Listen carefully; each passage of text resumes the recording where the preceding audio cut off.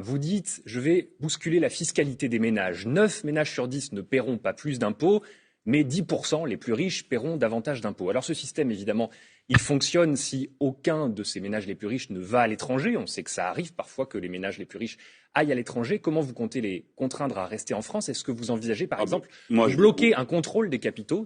Moi, je n'ai l'intention de contraindre personne à rien. Oui. Donc les gens ne marchent plus votre système. Après, la loi, c'est la loi.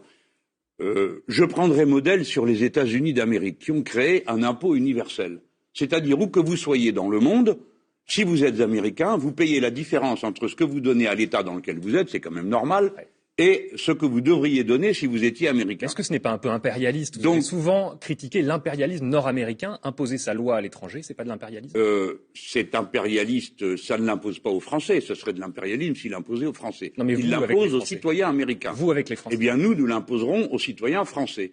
On n'emporte pas sa patrie à la semelle de ses chaussures, disait Danton. Eh bien, avec moi, ce sera vrai.